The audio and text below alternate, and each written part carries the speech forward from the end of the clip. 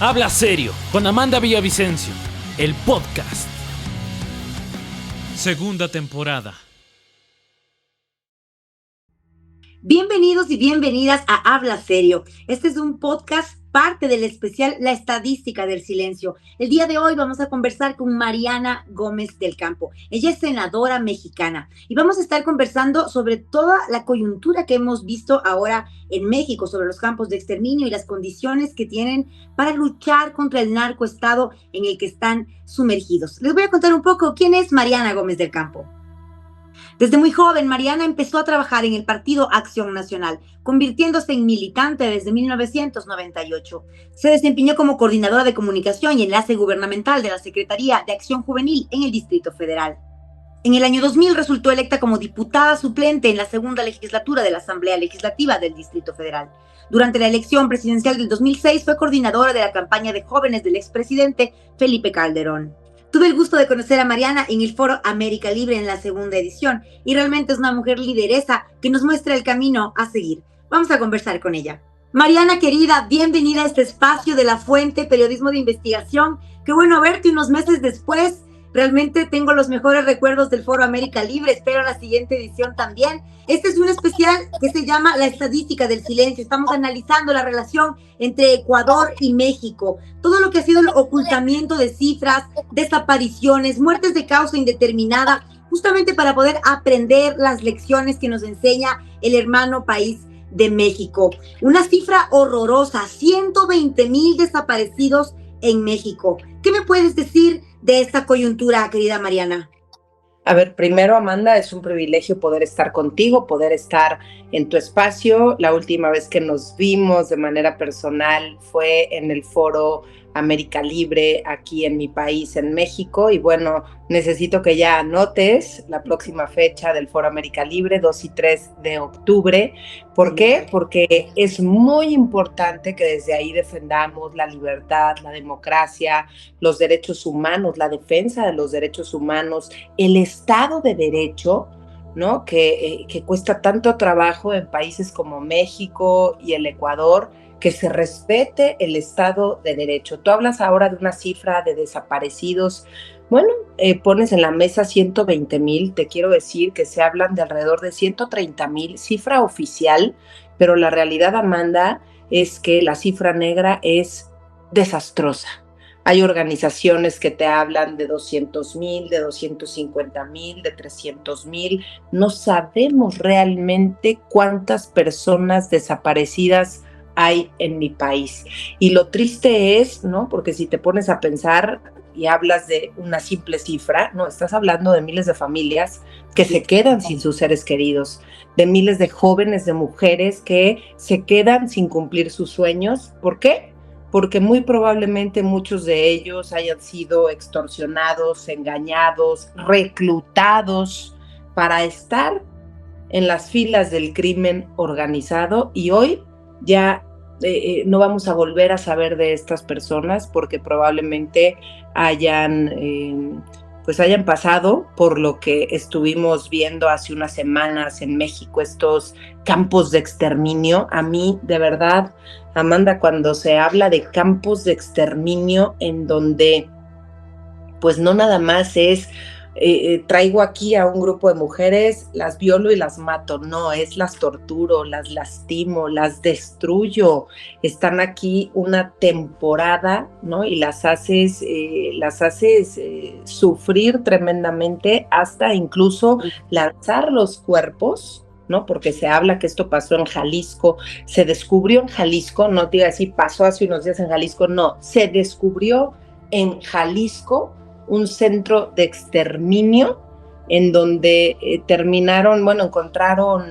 encontraron ya huesos humanos, y hoy es un tema que nos pone pues ya no nada más la piel chinita, sino que además de estremecernos, nos tiene que ocupar para los que hacemos política y estamos en política. Si esto no nos sensibiliza, entonces, ¿de qué estamos hechos? Totalmente, como tú lo dices, y se ve esta relación profunda entre el crimen organizado y el poder. Mi padre tenía una frase que realmente la traigo siempre porque me parece fundamental. No existe crimen organizado sin poder político. ¿Cómo es? Y pues pienso que México ha sido como el maestro de esta relación, ¿no? ¿Cómo ha sido esta tarea? ¿Y por qué ha sido tan difícil desmantelar la relación entre el crimen organizado y la política en México? Primero, a mí me da muchísima pena, ¿no? El que estemos en una entrevista y, bueno, en un podcast, estemos tú y yo platicando y que me digas que México ha sido maestro. Me encantaría decir que mi país ha sido maestro en cosas positivas, ¿no? En temas en los que debiéramos estar. Que también lo ha sido, Mariana, pero que ahora sí, lo que Amanda, nos pero es terrible. Sí, pero ahorita las notas tristemente pues no hablan de un México próspero, no hablan de un México en el que bienvenido el turismo, bienvenidas las inversiones. Es muy difícil que un país, que un empresario decida dejar su dinero en un lugar en donde el crimen organizado se ha apoderado de las instituciones, de muchas de ellas, y hay que decirlo así, el crimen organizado ha sabido incluso adaptarse mejor que el propio Estado. Mientras ellos avanzan, las instituciones se van quedando atrás. Muchas de estas instituciones, el mismo gobierno que hoy tenemos, pues se ha encargado incluso de demeritarlas, desacreditarlas, de destruirlas. Y como tú lo sabes perfectamente, pues el crimen organizado no solamente compra políticos, sino también se encargan de colocar a los suyos, de financiar campañas, de controlar estructuras locales, ocupan los espacios porque la autoridad se los permite o porque la autoridad no llega a ciertos sitios. Esa es una realidad. Entonces, yo sí lamento que en esto nos estemos convirtiendo en ejemplo, porque a lo largo de estos años de gobiernos morenistas, que estamos hablando de casi 7 años de gobiernos morenistas, porque ellos de todo le quieren echar la culpa al pasado, es que antes pasó esto, es que antes, bueno, si los ciudadanos decidieron votar por ellos es porque ellos iban a actuar de manera distinta. Y hoy lo que hemos visto es un pacto directo del crimen organizado con los gobiernos de Morena, del crimen organizado con muchos de los gobernadores, y gobernadores que tienen nombre y apellido, y hay pruebas. Mira, ¿qué pasa? Quiero llamar no pasa nada, a esta frase que decimos en Ecuador: con las mafias no se pacta. Y aunque suene así de duro, nosotros hemos visto lo que viene pasando en México, que ha sido justamente este pacto. A veces acá en Ecuador estamos en las puertas de una elección, ¿no? En el que todavía hay esta duda. Imagínate que en la primera vuelta electoral hubo un empate técnico entre los dos partidos. Más allá de quien me guste más el uno o el otro, que no es así, sé cuál es el partido de la mafia y sé cuál es el partido que puede darle todavía un espacio al ejercicio democrático. ¿Cómo funciona este pacto? ¿Cómo funciona el papel de los diferentes poderes del Estado ante este pacto? ¿Está de rodillas el Estado ante la mafia? Bueno, por supuesto que en diferentes momentos hemos visto de rodillas a ciertos personajes que trabajan en el gobierno morenista o que atienden desde sus oficinas en los estados, en los diferentes estados de la República. Y hemos visto, ¿no? Pues este pacto con la mafia con un tremendo cinismo. Y desde la oposición nosotros lo hemos señalado en reiteradas ocasiones. No creas que nos quedamos callados y decimos, ay, aquí no pasa nada. Por supuesto que no. Y sabemos que ha habido que en el pasado hubo una batalla para combatir al crimen organizado, para no lograr que se siguieran apoderando de territorios. Estaba de alguna manera controlado. Hoy la verdad es que no hay control de nada, Amanda. Hay lugares en los que tú ya no puedes andar en tu automóvil en la carretera porque no sabes si vas a llegar con vida a casa. Hay carreteras que les llaman la carretera de la muerte, ¿no? ¿A quién se le va a antojar ir a vacacionar ahí? sabiendo que vas a pasar por la carretera de la muerte, o que antes pasaba mucho que mexicanos trataban de ir y de cruzar en automóvil hacia los Estados Unidos. Esto pasa cada vez menos, solamente lo hacen los estados que están en la frontera. Yo sí creo que, por un lado, el crimen organizado ha aprovechado la fragmentación institucional que tenemos como Estado mexicano. Cada nivel de gobierno actúa por separado, sin una coordinación real. Esa es una realidad. Y otra razón también muy importante, pues, es la ausencia de presencia real del Estado en ciertas regiones. Por ejemplo, hay lugares en donde no hay servicios, en donde no hay escuelas, en donde no hay caminos para poder llegar. En consecuencia, tampoco hay oportunidades. ¿Y qué hace el crimen organizado? Organiza la vida social, ¿no? Y esto parecería una locura, pero sí, así pasa. Entonces, de repente, ¿no? Hay lugares incluso que le agradecen al crimen organizado por X servicio que les dio, por una obra, porque les llevó juguetes, y dices, ¿y dónde está el Estado? ¿Y dónde está el gobierno? Porque somos un país rico. Entonces, ¿qué está pasando? ¿Por qué hemos permitido que se llegue hasta ese punto? Entonces, hoy tenemos un gravísimo problema. ¿Por qué? Porque vemos que muchos de los actores políticos, por eso cuando Donald Trump decía que había políticos mexicanos que estaban vinculados con el crimen organizado, yo escribí un artículo en el Publímetro, que es un periódico en el que escribo desde hace más de 10 años todas las semanas. Y yo decía, bueno, que Donald Trump lo reto, y lo reto desde el PAN, que es mi partido en el que he militado los últimos 30 años de mi vida, imagínate, lo reto a que nos dé los nombres de esos narcopolíticos, porque no basta con decir hay narcopolíticos, nombres. ¿Quiénes son los narcopolíticos? Que los ciudadanos sepan por quién se está votando, porque no necesariamente tú sabes, cuando votas por un candidato a diputado federal o senador de la República, pues no sabes si es narcopolítico o no es narcopolítico. Te pueden llegar rumores dependiendo del estado de la República, pero la realidad es que esos personajes, pues, uno, si Estados Unidos sabe quiénes son, tiene que levantar la voz. Me parecería de lo más responsable no hacerlo, y que sufran las consecuencias que tienen que sufrir. ¿Por qué? Porque por el tema de las drogas y del crimen organizado en sí, hemos perdido a miles de jóvenes y mujeres, hemos dejado a miles de familias sin sus seres queridos, porque os involucraron, no necesariamente porque así lo quisieron, como decía yo al principio, Amanda, sino porque fueron reclutados y después ya no tuvieron cómo salir de oportunidad.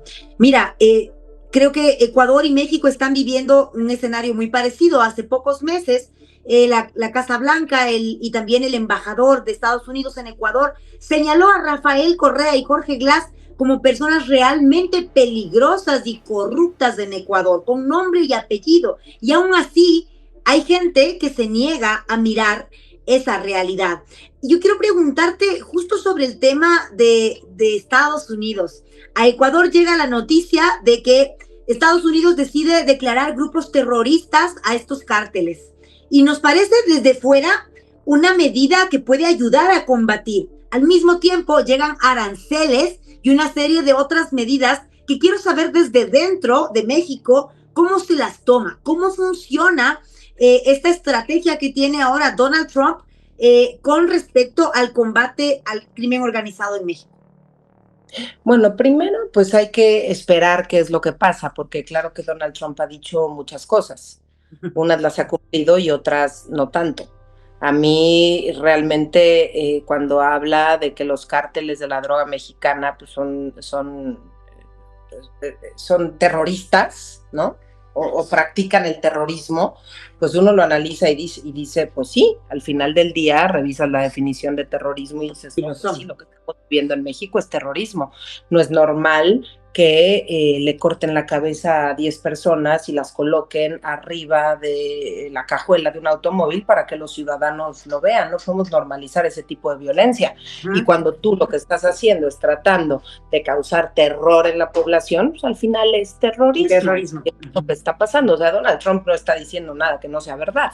Entonces, cuando yo veo al gobierno mexicano dándose golpes de pecho y Dios mío, hay que defender a nuestro país, se quieren inmiscuir en los temas internos y nuestra soberanía, o sea, yo creo que nuestra soberanía está más que violentada cuando han permitido este gobierno morenista el crecimiento del crimen organizado a lo largo y ancho del país. Así es. Entonces, esa es la realidad. Rasgarse las vestiduras de esa forma. Claro, se ha perdido la autoridad institucional en los diferentes rincones del país. No me atrevería a decirte que en todas partes, pero en gran parte de México. Entonces, pues, ¿qué te digo? Es una verdadera tragedia porque este gobierno también, y yo voy a seguir insistiendo en ello, decidió abrazar a los delincuentes y abandonar a los ciudadanos.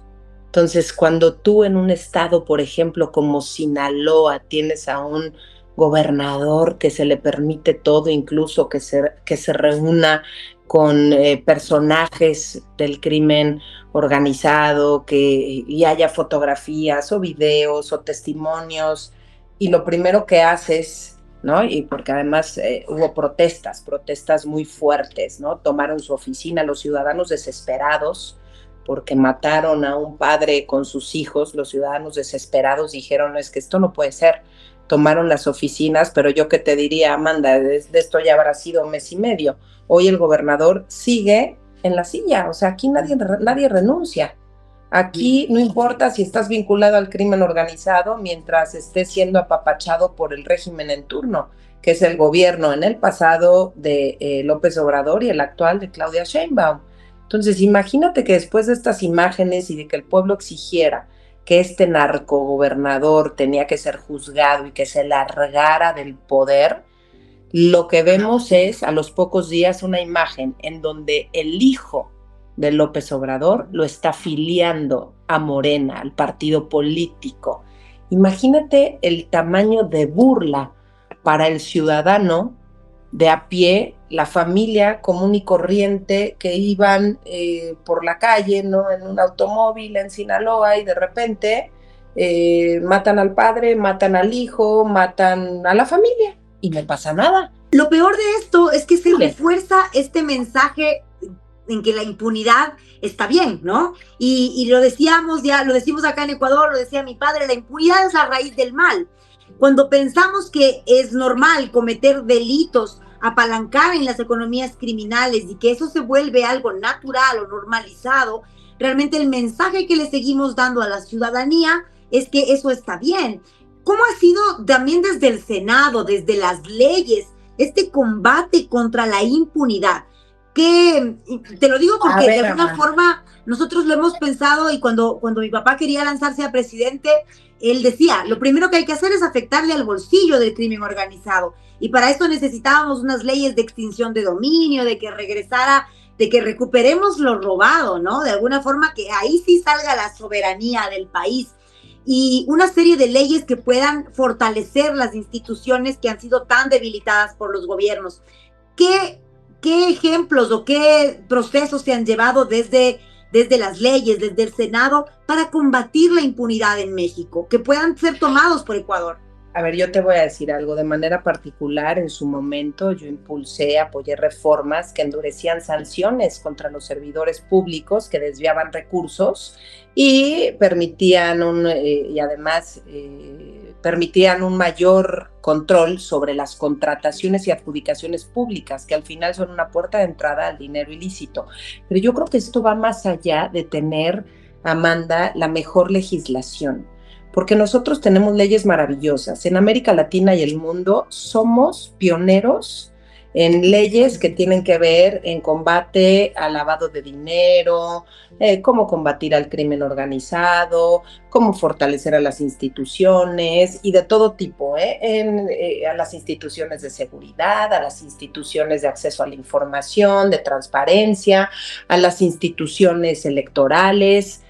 A todos los foros internacionales que yo he ido a lo largo de mi vida política, siempre era, es que México es ejemplo, es que México es ejemplo, es que México es ejemplo. Y tú dices, qué maravilla, sentías maravilloso, literal, cuando veías que tu país era ejemplo en todo. Y hoy, la verdad es que dejamos de ser ejemplo, dejamos de ser nombrados por tener la mejor legislación en X o Y.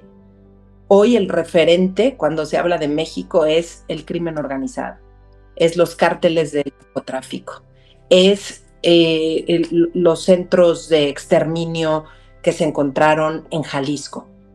Y esto lo voy a repetir todo el tiempo porque a mí cuando hablas de un centro de exterminio, exterminar a alguien, acabar con la vida de alguien, de entrada te diría que en mi país hoy la vida no vale nada. Y es durísimo porque te pueden matar por 500 pesos, te pueden matar, por nada, Amanda, por nada. Y esto antes no pasaba. A mí me dirán misa, pero esto antes no pasaba. Entonces, no nada más depende de la cantidad de leyes que tú estés aprobando. Yo me sentía súper orgullosa cuando estaba en el Senado de la República o la Cámara de Diputados o el Congreso local y aprobábamos legislación y decía, qué bonito, se va a acabar la inseguridad. Y la realidad es que si tú tienes un poder ejecutivo que no hace su trabajo y tienes un poder judicial totalmente coludido también, coludido con el poder ejecutivo y no comprendes que como país, bueno, somos un país, somos una república en donde hay división de poderes. Y hoy Morena, el partido en el gobierno, se ha apoderado no nada más del poder legislativo, porque no votaron por ellos para que tuvieran una mayoría absoluta en el poder legislativo. Votaron por ellos un porcentaje de la población y ellos se encargaron de construir esa mayoría absoluta comprando legisladores y eso no se vale, eso es corrupción. Eso cuando hablo del poder legislativo, pero cuando hablas del poder judicial, hoy tenemos una reforma impulsada por Morena, ¿no? Y hablo del presidente anterior y del actual, que sigue bastante manipulada por el presidente anterior. ¿Y qué te puedo yo decir? Decidieron destruir al Poder Judicial, colocar a sus jueces, magistrados y ministros. Imagínate qué pensaría tu padre, Amanda, si estuviese hoy vivo entre nosotros. ¿Qué te diría con esto? ¿Qué te diría? Yo estoy segura que te diría, hija, en México el crimen organizado se va a apoderar de las posiciones de jueces, magistrados y ministros. ¿Por qué? Porque van a acabar de entrada financiando campañas. En pocos y a eso quería llegar. A campaña electoral.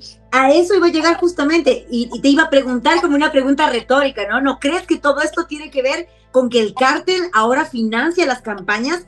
Y en Ecuador ya lo hemos visto, acá explotó el caso Metástasis el año anterior, en el que justamente se ve la toma de la justicia por parte del correísmo, y ahora estamos viendo también en el caso Ligados, justamente que explotó la semana anterior, cómo además con alias y sobrenombres y en grupos secretos se chatean para dominar realmente los poderes del Estado. Y claro, mi padre lo venía denunciando desde hace muchos años, justamente por esas razones ahora no se encuentra ya con nosotros, porque él sin ningún miedo, con toda la valentía que lo caracterizó siempre, los desnudó a todos y los dejó ahí, mostrando todo lo que realmente ellos son. Y lo que dices, para mí la gran pregunta es, ¿qué sigue pasando? ¿Por qué permitimos como ciudadanos? ¿Por qué seguimos permitiendo y por qué seguimos votando por estas personas que son incluso financiadas por el crimen organizado? ¿Qué es lo que pasa? A ver, completamente. O sea, es que han engañado al pueblo, Amanda. Te hacen creer que con la reforma al Poder Judicial va a haber justicia. te hacen creer que se van a resolver todos los problemas. Y la verdad es que ni va a haber justicia, ni se van a resolver todos los problemas, porque además no están tocando. Quien tiene el contacto directo con el ciudadano es el Ministerio Público. El contacto directo con el ciudadano cuando sufres de un robo a casa, habitación, un secuestro, una violación, un asalto a mano armada. Cuando te pasa algo así en tu ciudad, tú acudes ante el Ministerio Público, ante la Fiscalía de Justicia local. Entonces, esa parte de la estructura del Poder Judicial en México, en mi país, ni siquiera se está tocando. Aquí lo que está buscando el poder político que está hoy en turno es apoderarse del Poder Judicial, tener a los suyos como magistrados, como ministros y como jueces, engañando a la gente y haciéndole creer que las cosas van a cambiar, y no va a cambiar nada. En Bolivia lo hicieron. En Bolivia eligieron jueces. Pregúntale a cualquier hermano boliviano si eso funcionó. Claro que no funcionó. En Bolivia no hay justicia. La justicia es a modo. La justicia depende de quien esté en el gobierno y se van adaptando. Y hoy se corre un tremendo riesgo de que estas posiciones de poder no sean necesariamente del partido que está hoy en el gobierno, que es Morena. Estas posiciones de poder, tanto jueces como magistrados y ministros, se pueden convertir en posiciones del crimen organizado, porque van a financiar campañas. Entonces, esta parte me parece totalmente engañosa, hacerle creer a la gente que por fin va a haber justicia, que por fin no va a haber feminicidios, cuando en estos casi 7 años de gobiernos de Morena ha habido más asesinatos que nunca, más homicidios que nunca, más personas desaparecidas que nunca en la historia de México. Esa es la triste realidad. ¿Cómo es que ellos siguen vendiendo? ¿Cómo es que siguen ganando? ¿Cómo es que siguen engañando a la gente? ¿Cuáles son estas herramientas contra las que no hemos podido combatir? Porque de alguna forma le pasa lo mismo al Ecuador. Como te decía desde el inicio, para nosotros ha sido un gran reto desde el periodismo de investigación poder enfrentarnos al encubrimiento estadístico, justamente como se llama este especial, la estadística del silencio. Nos vendieron un Ecuador de paz, nos vendieron una baja en homicidios mientras subían las desapariciones, subían las muertes de causa indeterminada y además se le abrían las puertas al crimen organizado en todos los delitos que comprende, que además entiendo que en México la legislación comprende muchos más delitos dentro del crimen organizado, pero acá la minería ilegal, la trata, el secuestro, la extorsión, el sicariato, realmente nos tiene tomados como país. Y como justamente tú lo dices, lo que hacen los gobernantes es lanzarse la pelotita, echarle la culpa al otro en lugar de realmente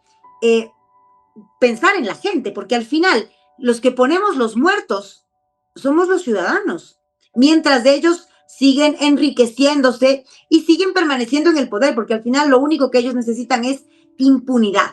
Pero realmente no entiendo qué pasa con la gente. ¿Cuál es la herramienta que tenemos para levantar la voz y unir nuestras valentías? Porque no queremos que aparezcan centros de exterminio en Ecuador. Completamente. Es una tragedia y también aparecen centros de exterminio porque los gobiernos lo permiten, Amanda. No hay manera que tú no te estés dando cuenta de que están reclutando a miles de personas, de que lleven haciendo esta labor desde hace más de una década y las autoridades no se den cuenta y los vecinos no se den cuenta. Por supuesto que debe de haber existido la denuncia, pero al final del día todos se convierten en tapadera o por miedo o porque les llegaron al precio. Exacto. Sí, o complicidad, punto. Omisión o complicidad, cualquiera de las dos. Y las dos tienen que ser castigadas.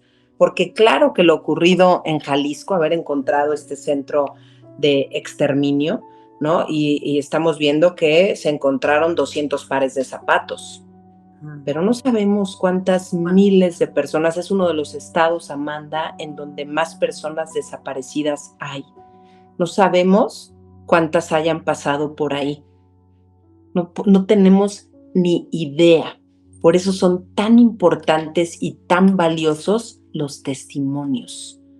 Quienes estuvieron ahí, quienes lo vivieron. Hay una persona que ha declarado, que ha dado entrevistas y estuvo ahí durante 3 años. ¿Te imaginas todo lo que vivió?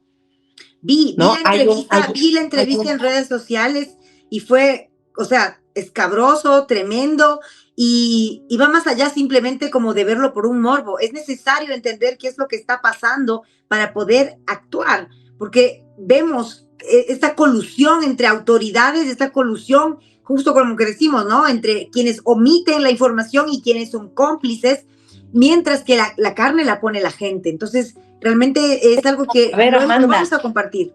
Imagínate que había un espacio que le llamaban la carnicería, porque ahí hacían trocitos a las personas y los obligaban a ellos a matar a sus amigos o a la gente con la que llegaban ahí, ¿no? Y si no pasaban X o Y retos, aún no había escuchado cosas, pero ya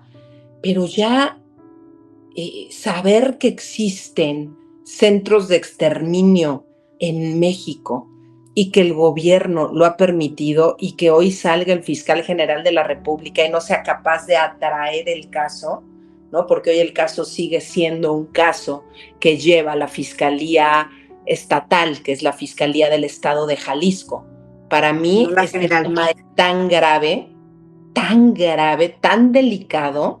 El mundo entero tiene que saber qué está pasando en México para ver si de esta manera le da un poquito de vergüenza a los gobiernos morenistas y se ponen a trabajar en una estrategia distinta y que todos los que estén coludidos con el crimen organizado la paguen, Amanda. Pero si nadie la paga, si hay impunidad todo el tiempo, pues bueno, no pasa nada, se siguen enriqueciendo, siguen dejando a miles de familias sin sus hijos, sin sus hermanos, sin sus esposas, sin sus novios, sin sus novias. Es una verdadera tragedia. Tener, y yo lo veo porque he platicado con las madres buscadoras, ¿no? Cuando se convierte en su motivo y razón de vivir, el encontrar el cuerpo, saber dónde está su hijo, dónde está su hija, y que el Estado mexicano salga y les diga, seguro estaban involucrados en el crimen organizado, ¿no? Porque esa es la mejor justificación de lavarse las manos. Pero ¿no? Mira, pero las madres buscadoras están haciendo el trabajo que dejó de hacer desde hace muchos años el Estado. Esa es la realidad. Entonces tienen un valor, una fuerza y unas agallas. A mí no deja de sorprenderme la potencia de las madres buscadoras. Las respeto profundamente, me duele su dolor y digo, es que ellas no debieran dedicarle su vida entera a buscar a un hijo. ¿Por qué? Porque el Estado dejó de hacer su trabajo. Y por eso me atrevo hoy a levantar la voz. Y créeme que cuando hablas con ellas, te sensibilizas muchísimo más. Porque a veces pasan tantas cosas que dices, o sea, pasan tantas cosas en el día a día en un país tan dinámico como lo es México, que pocas veces te detienes y dices, a ver, ¿qué pasó aquí? ¿Cómo de que hay un centro de exterminio en mi país? ¿En qué otro país del mundo ha habido algo así? Y que lo empiecen a comparar con el Holocausto. O sea, dices, es que no puede ser. No puede ser que haya tan poca sensibilidad de este gobierno, de la fiscalía. Híjole, ¿qué te digo? Algo que me parece muy, muy triste y que se repite en Ecuador es que quienes estamos detrás de la justicia, quienes estamos detrás de luchar contra la impunidad, somos las víctimas del crimen organizado. Eso es algo que realmente lastima y que al verlo cómo se repite, no es un alivio, más bien es un dolor más grande porque significa que el mismo modelo franquiciado que está sucediendo en otros países, pues también sucede en el de cada uno, ¿no? quiero que me cuentes justamente cómo ha sido el fenómeno de las madres buscadoras, y lo entiendo muy bien, ¿no? En donde no está el Estado, pues entra el crimen organizado, y donde el Estado no da respuestas, entra la ciudadanía rota. Y he visto además cómo el discurso morenista intenta culpabilizar a las víctimas una vez más de lo que han sufrido. Entonces es una doble revictimización que estas madres heroínas, que estos padres valientes sufren una y otra vez. Acá en Ecuador te cuento que está por inaugurarse un colectivo de madres buscadoras. Aquí a partir del 2012 inició todas las organizaciones de búsqueda de personas desaparecidas, pero justamente con este gran ejemplo, un ejemplo de valentía que ha dado México con el tema de las madres buscadoras, se está haciendo también un colectivo acá en el cual yo estoy pues, ayudando, colaborando con la parte más logística y comunicacional, ¿no? Porque hay estos casos emblemáticos de desapariciones en las que simplemente a las madres, imagínate, a una de ellas le llevaron a un camal a rostizar un cerdo para decirle, mire, esto le pasó a su hijo. Esto es un acto terrible, atroz. ¿Cómo podemos unirnos? ¿Cómo podemos además también este intercambio tan necesario entre madres buscadoras de Ecuador, madres buscadoras de México y de otros países que han sido víctimas del crimen organizado? Y es increíble la labor que hacen. Es increíble porque consiguen dinero a como de lugar para poder recorrer el país, ¿no? Algunos municipios en particular, cómo se meten en algunos sitios, ¿no? Con todo y con el aval de la autoridad, porque hay espacios, no el aval de la autoridad, sino más bien le avisan a la autoridad para que de alguna manera, pues no las vayan a matar a ellas, ¿no? Claro que ha habido madres buscadoras desaparecidas, madres buscadoras asesinadas. Entonces, claro que corren peligro. Por eso, cuando veía a Ceci Flores, una madre buscadora muy emblemática en México, diciéndole al crimen organizado que el problema no era con ellos, que por favor no las mataran, Terrible. que ellas lo único que querían era ver a sus hijos, saber en dónde estaban. Al final, ellas quieren saber dónde está. Muy probablemente la mayoría de ellas diga, sé que están muertos, ¿no? Con una altísima probabilidad, pero quiero saberlo. Por eso aquellas madres buscadoras, y a mí me puso realmente triste la historia de una madre que encontró pues que su hija había estado en este centro de exterminio porque vieron los tenis y la mochila con la que salía. Entonces llevaba un año fuera de casa, se había ido muy emocionada a una entrevista de trabajo, incluso le mandaron un Uber para que fuese por ella, muy emocionada por ir a su entrevista de trabajo. Las últimas fotos que les mandó a la familia fueron desde el Uber, iba a la central de camiones, palabras más, palabras menos.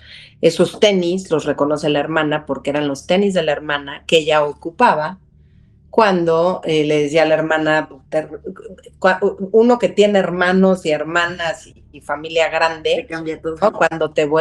¿no? Ay, es que me los puse, ¿no? Y le decía, pues me los llevo para acordarme de ti y no volver a saber de tu hermana porque terminó en este lugar en Jalisco, asesinada, y saber que no sabes cómo, ¿no? No sabes lo que sufrió, no sabes si le dieron un tiro, no sabes si también pasó por la carnicería, no sabes si también la obligaron a matar a otros, no sabes si la violaron, si abusaron de ella o no. O sea, ¿te imaginas, Amanda?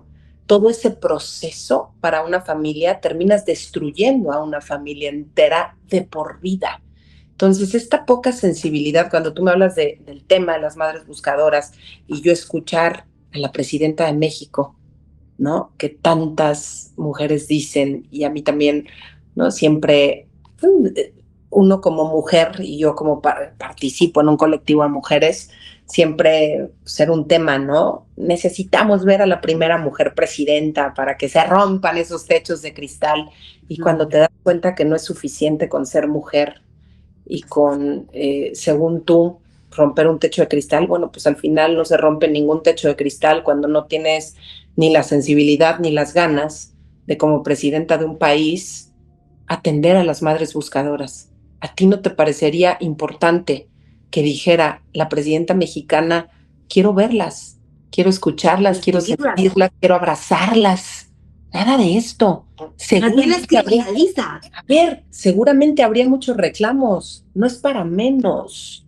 Así es. No es para menos. O encontraron a sus hijos gracias a un hueso, literal, ¿no? Dios. O no saben dónde están.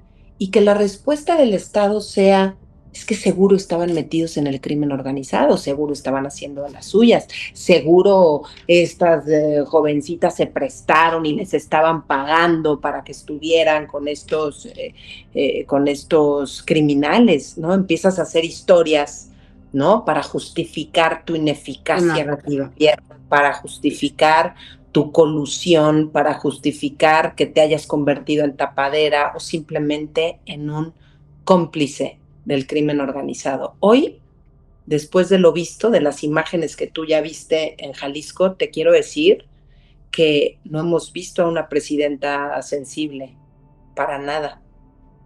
Que le duela el dolor, yo no lo siento de esta manera. Y dirán, ay, es que tú eres oposición.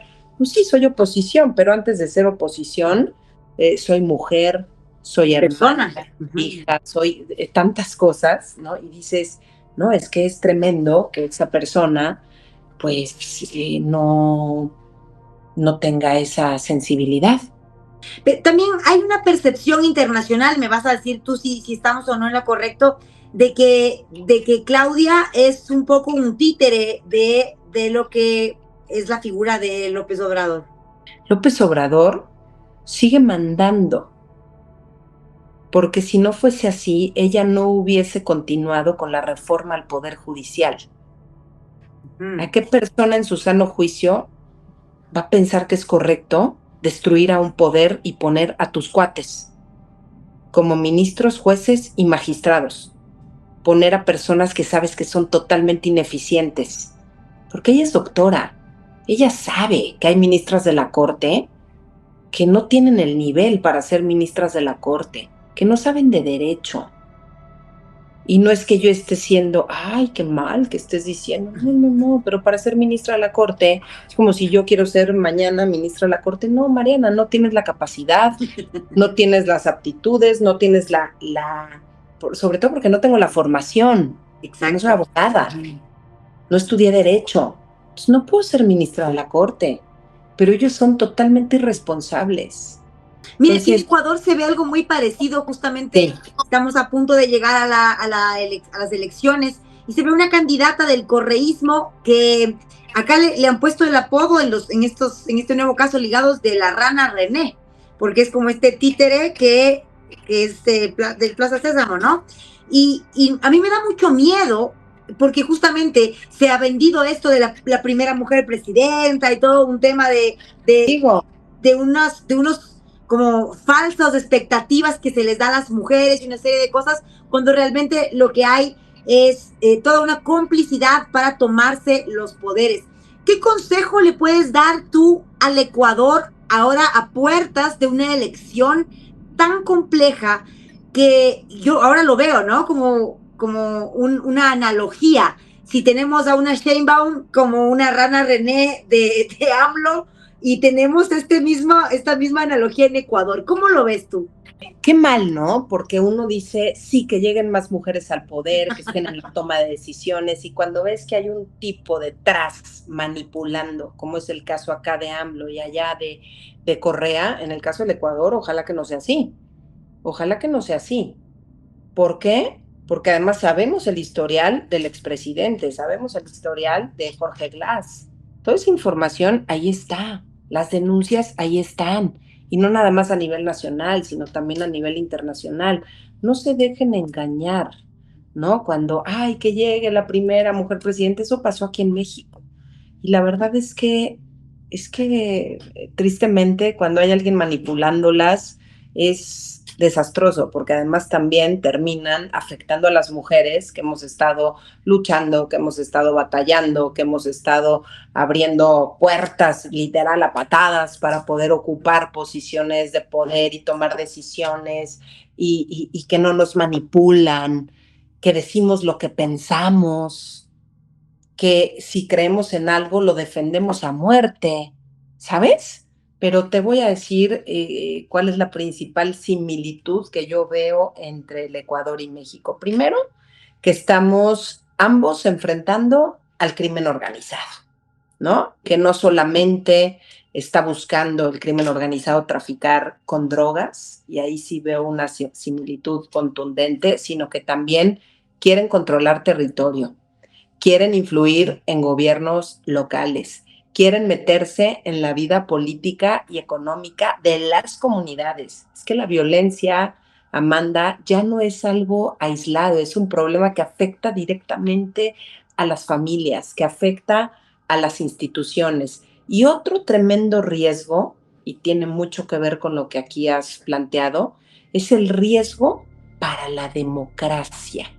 En México, insisto, hemos visto procesos electorales marcados totalmente por la presión del crimen organizado, donde candidatos son amenazados o eliminados de la contienda. Hay un lugar en el Estado de México en donde la candidata se retiró de la contienda porque la amenazaron. Yo recuerdo que la podían matar a ella uh-huh. y a su familia entera. Yo recuerdo que en las elecciones anteriores hubo una cifra de 52 candidatos en todo el proceso de campaña, 52 candidatos asesinados en México. Eso era para mí era escandaloso, porque justo veníamos del asesinato de mi papá y ver esa cifra realmente era escandaloso. ¿Cómo realmente nos vamos a enfrentar a eso, Mariana? Pero lo que le ocurrió a tu padre allá sí fue escandaloso. En Ecuador sí fue escandaloso, ¿no? Dejó claro hasta dónde puede llegar el crimen organizado. Sí, en una parte de la población, parte de la población sí, pero asimismo la mayoría de la clase política ha intentado poner tierra sobre eso para callarlo, ¿no? Te voy a decir algo, allá fue escandaloso el asesinato de tu padre. Aquí los asesinatos de candidatos, no ha habido uno que sea escandaloso. Ya nos acostumbramos a que asesinen candidatos. Y la respuesta muchas veces de las autoridades, ¿quién sabe en qué andaba metido? A lo mejor era parte de ellos. ¡Qué barbaridad! Y tú veías al expresidente de México que no era capaz en las conferencias matutinas ni siquiera de dar el pésame a las familias. ¿Te imaginas la poca sensibilidad? O sea, entonces esa es una realidad, pero también te quiero decir algo. Otra diferencia fuerte entre México y Ecuador es, en México el problema del crimen organizado lleva décadas. Los cárteles al final del día son estructuras muy grandes, tienen alcance incluso internacional, ¿no? Por eso vemos, es que el cártel de México está metido en tal país y en este otro, etcétera, etcétera. Y en Ecuador, aunque el problema ha crecido rápido, aún hay margen para actuar y evitar que alcance a llegar a los niveles en los que estamos hoy en México. O sea, hoy sí están a tiempo, por eso es tan importante el voto de los ecuatorianos. ¿Y yo qué les diría? Al final del día, Correa, Glass y esa larga lista son cómplices de Morena aquí en México y les encanta abrazar al crimen organizado. Y se han olvidado. Preguntarte sobre eso. Sin meterme en política de otro país, pero ¿me permiten decir? ¿Cómo ves la decisión de México de conceder asilo a Jorge Glass, de tener una lista de las personas sentenciadas en Ecuador que son asiladas en México? hay una lista de personas del correísmo con sentencias que tienen asilo y que tienen privilegios en México, que incluso la situación de la embajada generó una distancia, pues no entre la gente, ¿no? Sino entre la parte diplomática, porque pues entre mexicanos y ecuatorianos yo creo que lo que más hay es cariño y conexión, porque vivimos realidades parecidas. Pero ¿cómo ves tú, también siendo de oposición al partido de Morena, esta decisión de conceder asilo a Jorge Glass y a estas otras personas del A correísmo? ver, no, bueno, estás preguntándole a la persona que denunció. Yo sé, por eso te estoy preguntando. Denuncié el tema de, levanté la voz porque se le estuviese dando asilo a Jorge Glass. Ahí te Tú no conocí puedes yo. darle... Ahí te conocí Sí. yo, claro, y ahí A ver, pues Amanda, quedaste. es que tú no puedes darle asilo a un criminal. Tú no puedes darle asilo a una persona que ya fue juzgada solamente por el hecho de que son mis cuates. No te puedes meter en la política interna de ese tamaño de otro país. Por eso hoy tenemos el conflicto que tenemos con el Ecuador. Y yo espero que pronto, porque las relaciones siguen siendo relaciones, o sea, yo me sigo llevando perfectamente contigo, a ti y a mí no nos afecta, Claro. pero al final se afecta a una relación comercial, una relación bilateral en materia cultural, académica. Claro, o sea, no es uno de los principales países con el que hay comercio, ¿no? Pero sí es importante en muchos rubros porque siempre habíamos sido países hermanos. Entonces es una pena. Yo no comparto que el gobierno mexicano solape a criminales, solape a delincuentes, y por eso levanté la voz y la sigo levantando, y lamento mucho las decisiones que se tomaron y hasta dónde se llegó, que hoy tengamos las relaciones rotas entre México y el Ecuador. Terrible. Ni siquiera hay embajada. Es un desastre. Bueno, Mariana, yo quiero, como para ir cerrando un poco la entrevista, ¿con qué mensaje nos queremos ir? Más allá de todo el dolor que compartimos, más allá de las cifras escandalosas, más allá de transformar esas cifras frías en historias de carne y hueso, más allá de todo ese dolor, ¿qué es lo que le espera a la región? Cuando yo te conocí, y para mí nació una frase muy importante allá en el Foro América Libre, y era que si el crimen es transnacional, la solidaridad, el periodismo y las soluciones también tienen que ser transnacionales. Y yo te pregunto, ¿qué nos espera en este futuro de lucha? Porque la lucha no termina. ¿Qué nos espera en este futuro? Bueno, primero tenemos que seguir trabajando de la mano, tenemos que seguir alzando la voz, tenemos que seguir sin miedo diciendo lo que pensamos, tenemos que buscar llegar, que las personas que lleguen al poder en tu país, en mi país, en América Latina, en general en América, sean personas honestas, personas honorables, personas trabajadoras, personas sensibles, no importa si eres hombre, si eres mujer, la verdad es que no importa. Hoy hay tantas broncas que el tema no puede ser, es que tiene que llegar esta mujer, ¿no? Por el hecho de ser mujer, o este señor por el hecho de ser hombre, no, o sea, por favor, tiene que llegar la gente más capaz hoy a las posiciones. La más capaz, porque los retos son inmensos, los retos para el Ecuador son inmensos, los retos para México son inmensos, tenemos que levantar la voz, y yo voy a seguir insistiendo con el caso de Teuchitlán, Jalisco, donde se encontraron restos humanos y un centro de exterminio, ¿no? Es un ejemplo doloroso de cómo las autoridades ignoraron denuncias, no actuaron en su momento, por eso tiene que haber culpables. Tiene que haber detenidos, tiene que pasar algo. Si dejan de pasar cosas, Amanda, si deja de haber justicia, pues todo está permitido, ¿no? Cuando deja de haber justicia, cuando hay ausencia de instituciones, pues el crimen organizado en ese momento ganó, y ya le tiene tomada la medida a países como México. Claro que es preocupante y claro que es importante por quién se vota en los procesos electorales. Tienen que fijarse muy bien por quién votan, no retroceder. Hoy en México han destruido la institucionalidad que costó décadas, que costó sangre, que costó esfuerzo, que costó vidas. Han destruido la institucionalidad. El Ecuador no puede ni debe permitir que se destruya la institucionalidad haciéndote creer que si llega una mujer, qué maravilla, rompió el techo de cristal, pero el que sigue mandando es el señor que está detrás, que se vino a asilar a México. ¿Me explico? Así es. Entonces, es la parte que tenemos que comprender. Y yo también quiero hacer un llamado para que denunciemos el caso de Teuchitlán, Jalisco, este centro de exterminio.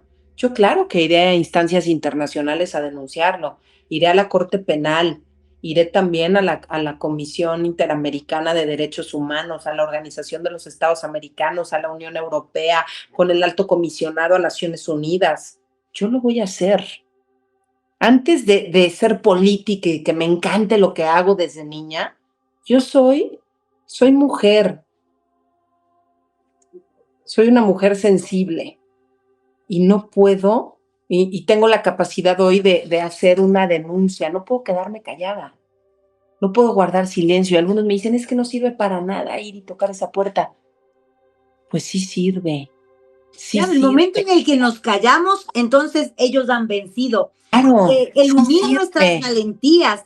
Y por eso también, para nosotros en Ecuador, y más allá del hecho de que nos conocemos en persona y de que México es un país maravilloso, para nosotros es aterrador lo que hemos visto y por eso lo compartimos y quizás pues en el Twitter y en las redes sociales es una buena plataforma también para compartir estas historias. Nosotros desde acá, desde Ecuador, desde La Fuente, Periodismo de Investigación, estamos ahí detrás de lo que está sucediendo en estas historias porque es necesario, como ya lo decíamos, si el crimen organizado es transnacional, entonces que las soluciones, el periodismo también lo sean, porque es la única forma que tenemos de no dejarles a estos criminales que sigan siendo los vencedores de las historias. Al final ellos van a contar la historia que quieran. Te cuento para cerrar que aquí una de las lobistas de la mafia que estuvo detenida, que contó un poco de cómo funcionaban la toma de las instituciones,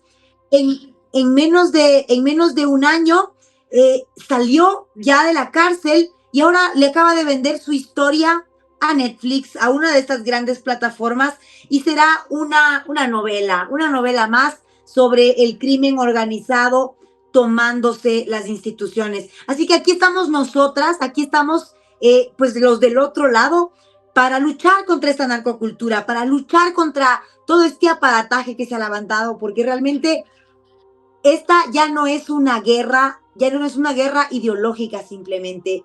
Esta es una guerra incluso espiritual. Así que, bueno, creo que vamos llegando al fin de nuestra conversación. Ha sido muy lindo verte y qué bueno que hay Foro América Libre 3. Nos vemos en octubre. No sé si le quieres decir algo más. Agéndalo. Para mí es muy importante que estés con tu sí. hermana en México. Me va a encantar verlas, abrazarlas. Les deseo todo el éxito en el proceso electoral. ¿Cuándo tienen elecciones? Ya casi, ¿no? Abril. Sí, el 13 de abril. El 13 de abril, qué maravilla. Pues el 13 de abril ya estás a nada de proceso electoral, a nada. Sí, pues estamos ahí firmes, luchando contra la impunidad y luchando por la democracia. ¡Ay, qué lindo! Todo el amor, todo el cariño.